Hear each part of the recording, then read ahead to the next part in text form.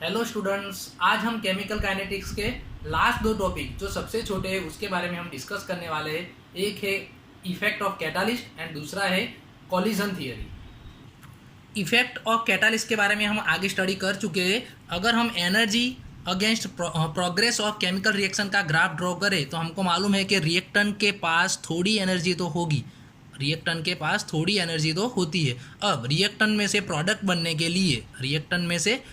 बनने के लिए जो एनर्जी बैरियर क्रॉस करना पड़ता है उसको हम बोलते हैं थ्रेशोल्ड एनर्जी। अब ये थ्रेशोल्ड एनर्जी का बैरियर है और ये रिएक्टेंट की एनर्जी है।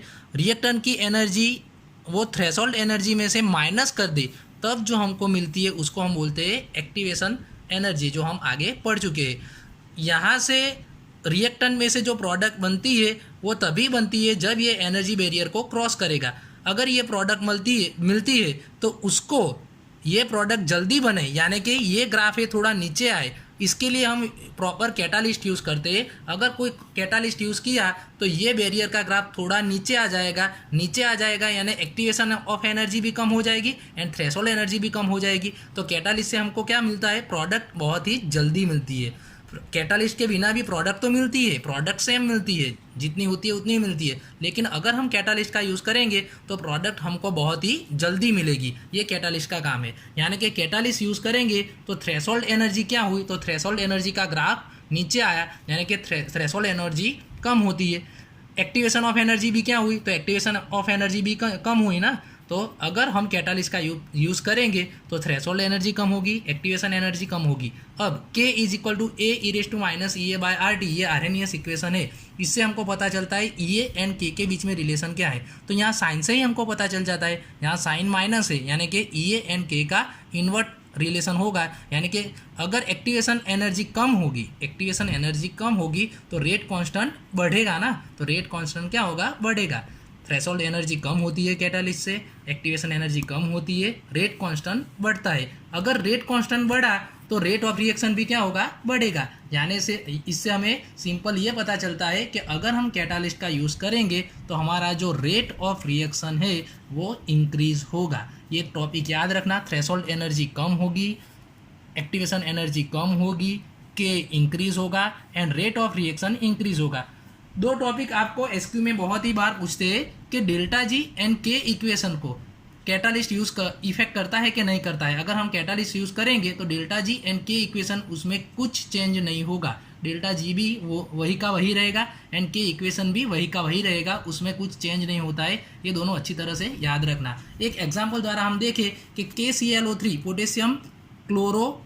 पोटेशियम क्लोरेट में से अगर हम पोटेशियम क्लोराइड एंड ऑक्सीजन ये प्रोसेस बनाए तो ये प्रोसेस अगर कैटालिस्ट के बिना यूज़ होगी तो हमारा ग्राफ जो ऊपर वाला था वो ऐसा ग्राफ मिलेगा।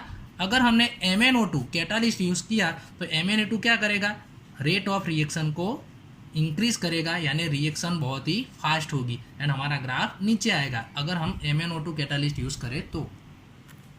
कॉलिजन थियरी में हम आगे बढ़ चुके हैं कि अगर रिएक्टेंट के बीच में वो एक दूसरे के साथ कोलाइड होगे तो ही प्रोसेस होगी, अगर कोलाइड नहीं होगे तो प्रोसेस नहीं होगी एंड प्रोडक्ट हमारी मिलेगी नहीं। लेकिन उसके आगे भी एक बात ये सोचनी है कि अगर कॉलिजन योग्य प्रॉपर डायरेक्शन से होगा तो ही हमको प्रोडक्ट मिलती है। अगर प्रॉपर डायरेक्शन से कोलाइजन नहीं होगा तो भी हमको प्रोडक्ट मिलती नहीं है। यानी कि दो टाइप का कोलिजन होता है, एक है इम्प्रॉपर कोलिजन जिसमें प्रोडक्ट हमको मिलती नहीं है और दूसरा इफेक्टिव या प्रॉपर कोलाइजन जिसमें हमको प्रोडक्ट मिलती है। उसका हम एक एग्जांपल से उसका हम देखें कि ब्रोमोमीथेन या उसको मिथाइल ब्रोमाइड भी बोलते हैं। ब्रोमोमीथेन के साथ अगर हम अल्कोहल की रिएक्शन करें तो अल्कोहल है वो ब्रोमीन को दूर करता है, Br को दूर करता है और उसकी जगह पर OH आता है यानी कि CH3OH, यानी हमको मिलता है methanol and bromide ion remove होता है। अब ये OH कौन सी डायरेक्शन से आता है वो इफेक्ट करता है कॉलिजन में। अगर OH जहाँ Br है वही डायरेक्शन से आएगा, जहाँ Br है वही डायरेक्शन से OH आएगा तो ये प्रोसेस नहीं होगी। क्यों नहीं होगी? तो यहाँ माइनस चार्ज है एंड OH का भी माइनस चार्ज है, दोनों नेगेटिव चार्ज है। तो हमको मालूम है कि दोनों सेम चार्ज हो तो उसके बीच में रिपल्जन होता है यानी कि Br OH को यहाँ आने ही नहीं देगा, यानी ये बॉन्ड यहाँ बनेगा नहीं। उसके बदले यानी कि ये हमारा इम्प्रॉपर कोलिजन हो गया। उसके बदले OH अगर हम लेफ्ट साइड से लाए तो OH लेफ्ट साइड से आएगा, तो ये H को यहाँ से उसकी डायरेक्शन को चेंज करेगा एंड OH यहाँ पॉजिटिव चार्ज वाला H होता है, तो उसके साथ कार्बन पॉजिटिव चार्ज वाला है, तो उसके साथ वो इजीली यहाँ कार्बन के साथ आ सकता है एंड बॉन्ड बना सकता है। और हमको मालूम है कि ब्रोमाइड है, ब्रोमाइड वो 2 इलेक्ट्रॉन सबसे ज़्यादा इलेक्ट्रोनेगेटिव चार्ज वाले हैं, हमको मालूम है, तो इजीली यहाँ से ये बॉन्ड के 2 इलेक्ट्रॉन लेकर, ये बॉन्ड के दोनों इलेक्ट्रॉन लेकर ब्रोमाइड आयन रिमूव हो जाएगा।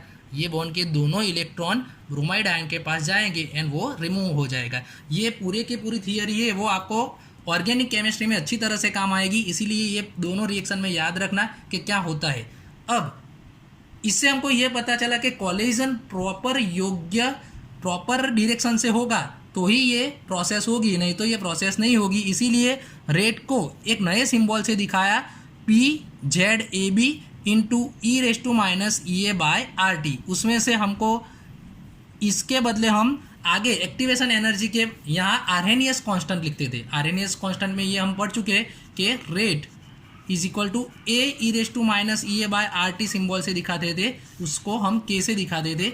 यहाँ A के बदले PZAB लिया है, तो यहाँ P क्या है, P है प्रोबेबिलिटी फैक्टर, यानी कि यहाँ कौन से डायरेक्शन से रिएक्शन होती है ये जानने के लिए हमको प्रोबेबिलिटी फैक्टर एक डालना पड़ेगा, तो ये प्रोबेबिलिटी फैक्टर है। एंड ZAB क्या है, तो ZAB है कोलिजन फ्रीक्वेंसी या कोलिजन फ्रीक्वेंसी किसको बोलते हैं, उसकी डेफिनेशन इस पर से अच्छी तरह से आपको पता चलेगी कि टाइम, यानी कि हम नीचे वाला 1 सेकंड ले ले, टाइम 1 सेकंड ले ले, वॉल्यूम हम 1 मीटर क्यूब ले ले, पर सेकंड पर मीटर क्यूब 1 ले लेगी, इसलिए हमको उसको पर सेकंड बोल सकते हैं ना, पर सेकंड पर मीटर क्यूब।